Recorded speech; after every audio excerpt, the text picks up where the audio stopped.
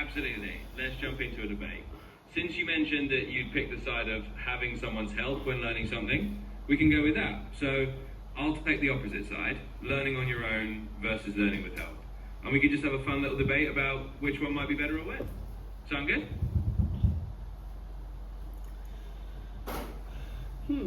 How about we do this topic? Like, what numbers is the best?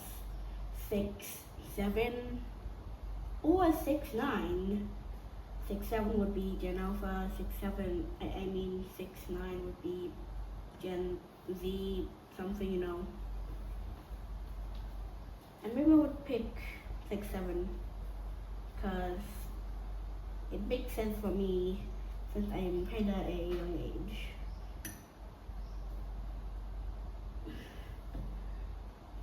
Sure, that sounds like a fun, quirky topic. All right, let's do it. So you'll take the side that 6, 7 is the best number pairing, kind of representing your generation, and I'll take the side of 6, 9 and give it a bit of a Gen Z spin. All right, here we go. So from my side, I'd say 6, 9 might just be the coolest number pair because, you know, it kind of has a bit of a playful vibe. It's a little bit like a yin and yang number pair, and a lot of people in Gen Z love to use kind of playful or meme-worthy numbers, and 69 definitely has a bit of a meme status. So that's my argument for why 6, 9 is a great pair. Let's see your side. Well, 6, 7 is kind of a good pair, you know. It kind of makes sense saying 6, 7 while doing the thing, you know, like putting your hands like you're about to like you're holding 2 plates on both your hands. It just move them up and down and just say 6, 7.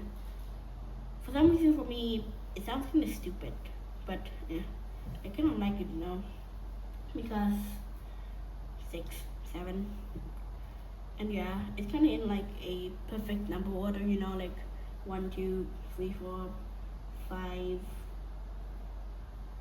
6, 7, you know,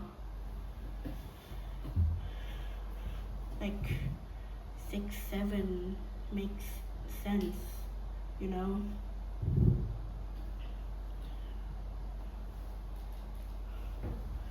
I totally get what you mean.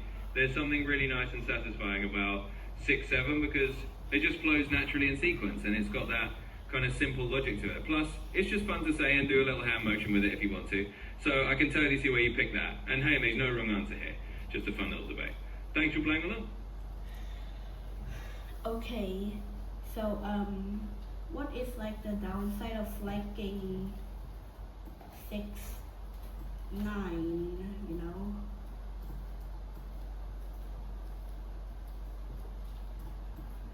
That's a great question. So if we're thinking about a downside of liking 6, 9, I guess one thing could be that it's got a bit of a jokey or meme reputation, so not everyone takes it seriously. Sometimes people might just think you're picking it for the joke factor rather than for any deeper reason. And if you're someone who likes a bit of a more serious or logical number, maybe 6, 9 feels a little bit too playful. But hey, that's just one way to look at it.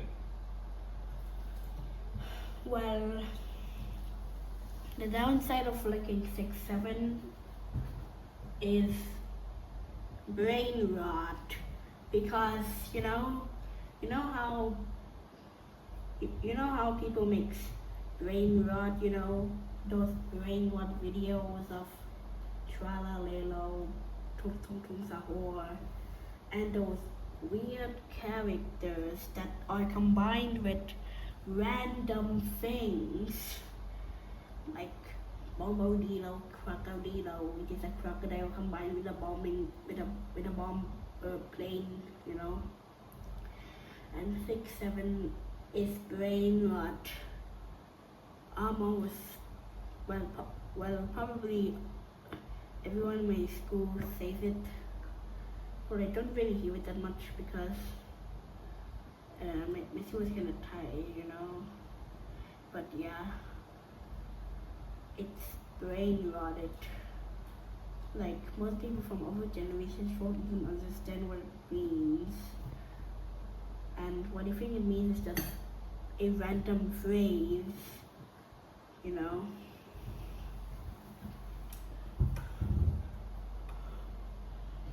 Yeah, I can totally see that. Sometimes those little catchy number pairs or phrases that get popular can definitely turn into a kind of brain rot where they just loop around and around. And like you said, people from other generations or who aren't in on it might just be like, wait, why is everyone saying 6, 7? So yeah, that makes a lot of sense. Both sides definitely have their little quirks. Thanks for sharing that perspective.